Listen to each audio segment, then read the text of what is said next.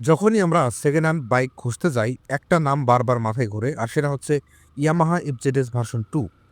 আশ্চর্যের বিষয় হলো ২০২৬ সালেও এই বাইকের পুরনো মডেলটা নতুন অনেক ফিচারের বাইককে পিছনে ফেলে রেখেছে।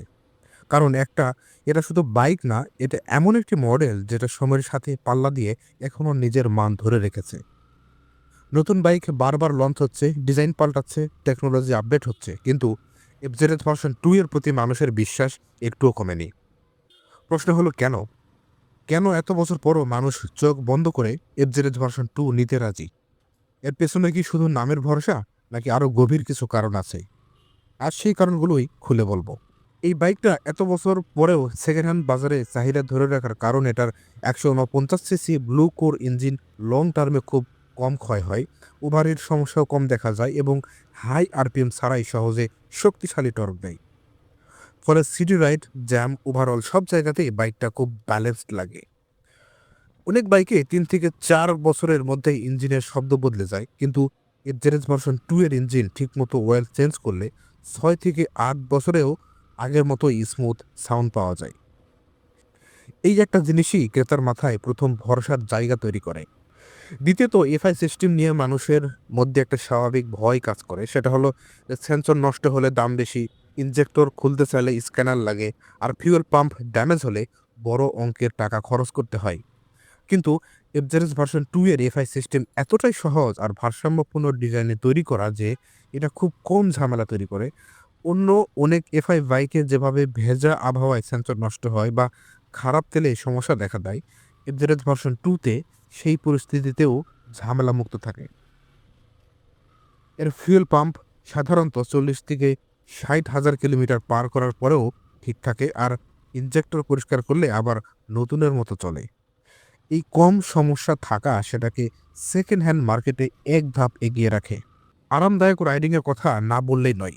সবাই একটা কথাই বলে যে এফজেডএস ভার্সন 2 হলো সেই বাইক যেটা সারাদিন চালালেও বডির উপরে কোনো চাপ ফেলে না। বাইকের সাসপেনশন নরম টাইপ, পিঠ ও কাঁধে কম চাপ পড়ে, সিটের আরাম দীর্ঘ রাইডেও একই রকম থাকে। বাংলাদেশের রাস্তাঘাট যেমন গর্ত, ব্রেকার, ঢালু এসবের সাথে ফাইট করতে গেলে নরম সাসপেনশনই সবচেয়ে ভালো।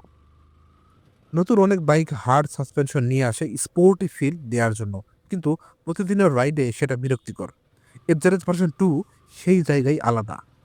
এটা পারফরমেন্স নয়, আরামের দিকে বেশি জোর দেয়, আর এটাই সাধারণ রাইডারদের কাছে সবচেয়ে বড় প্লাস পয়েন্ট। এবার আসি মেইন পয়েন্টে। এই বাইকের সবথেকে বড় গুণ হচ্ছে মাইলেজ, আর এইটাই এই বাইকের বড় শক্তি।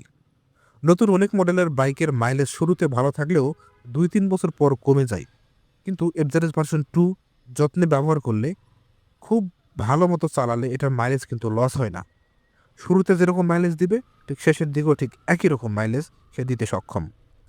বাংলাদেশের জ্যাম, থেমে থেমে চলা, নিম্নমানের তেল সব কিছুর পরেও এফজেডএস ভার্সন 2 ৪০ থেকে ৪৫ কিলোমিটার পর্যন্ত মাইলেজ দিতে সক্ষম। যারা প্রতিদিন বাইক দিয়ে অফিস, বাসা যাওয়া আসা করে, তাদের কাছে এটি অনেক বড় সেভিংস। এছাড়া বাইকটি সাইলেন্স ইঞ্জিনে খুব কম আরপিএমে সুন্দরভাবে চলে, ফলে ফুয়েল কনজাম্পশন স্বাভাবিকভাবেই কম হয়। সেকেন্ড হ্যান্ড বাইক কেনার সময় সবচেয়ে চিন্তার বিষয় যেটা হয়ে দাঁড়ায় সেটা হচ্ছে এর পার্টস অ্যাভেলেবিলিটি কতটুকু। এ পার্টস কি সব জায়গায় পাওয়া যায়? ইয়ামাহা এফজেডএস ভার্সন 2 তে যত বেশি রাস্তা দেখা যায়, তার মানে এর পার্টসও তত সহজলভ্য। ঢাকার বাইরে ও ছোট শহরের দোকানগুলোতে সহজেই আপনি এফজেডএস ভার্সন 2 এর পার্টসগুলো পাওয়া যায়। দামও তুলনামূলক ঠিকঠাক থাকে রিজনেবল প্রাইসের মধ্যে। যেমন shock, brake pad, kit plate, chain, sprocket এসব জিনিস ইয়ামাহার জন্য ১৫০ সিসি মডেলের থেকেও কখনো কখনো সস্তায় পাওয়া যায়। ফলে সেকেন্ড হ্যান্ড নিতে গেলে ভবিষ্যতে খরচ নিয়ে মাথা ঘামাতে হয় না। যেসব বাইকের পার্টস বাজারে কম নয়, সেগুলো কেনার সময় একটা ভয় থেকেই যায়। কিছু নষ্ট হলে পার্টস পাওয়া যাবে তো? সেই ভয় ইয়ামাহা এফজেড ভার্সন 2 তে একেবারে নেই। এর পার্টস আপনি বাংলাদেশে যেকোনো শহরে যেকোনো জায়গায় খুব সহজে আপনি পেয়ে যাবেন। আরেকটা বড় প্লাস পয়েন্ট এটার, সেটা হচ্ছে রিসেল ভ্যালু। এফজেড ভার্সন 2 এর আরেকটি প্রধান কারণ যা এটাকে কখনো টপ ডিমান্ডে রাখে। বাংলাদেশে ইয়ামাহার নামটাই রিসেল ভ্যালু ধরে রাখে, আর এফজেড ভার্সন 2 এর মধ্যে সেরা বিক্রি হওয়া মডেলগুলোর একটি। আপনি যদি বাইকটা ভালো করে যত্নে রাখেন, ৪-৫ বছর পরও আপনি একটা ভালো দামে বিক্রি করতে পারবেন। এটাই বাজারের চাহিদা ধরে রাখার অন্যতম কারণ। সবাই জানে আজ কিনলে পরে বিক্রিও করা যাবে খুব সহজেই। তাই তারা এই বাইক কিছুটা বেশি দাম দিয়েও নিতে রাজি। আরেকটি বিষয় যেটা অনেকেই খেয়াল করেন যে এফজেডএস ভার্সন 2 এর ডিজাইনটা এত বছর পরেও প্রায় ১০ বছর পরেও কিন্তু পুরনো মনে হয় না। ভার্সন 3, ভার্সন 4 এসেছে কিন্তু ভার্সন 2 এর যে ব্যালেন্সড শক্তপোক্ত মাসকুলার যে একটা লুক এটা কিন্তু চোখে পড়ার মতো। এর tank design, side screen, broad tyre সব মিলে এটা এখনো একটা স্মার্ট লুক দেয়। তো শেষ কথা হলো যে এফজেড ভার্সন 2 এমন একটি বাইক যেটা সময়ের সাথে, সাথে পুরনো হয়েছে ঠিকই কিন্তু তার ব্যবহারিক মান, টেকসই পারফরম্যান্স আর কম ঝামেলা দেওয়ার অভ্যাস একটুও কমেনি। তাই ২০২৬ সালেও যে কেউ সেকেন্ড হ্যান্ড বাইক খুঁজলে ১ম এই এফজেড ভার্সন 2 এর কথা ভাবে। এরকম নতুন, নতুন বাইক রিলেটেড তথ্য পেতে চ্যানেলটি সাবস্ক্রাইব করে পাশেই থাকুন। ধন্যবাদ।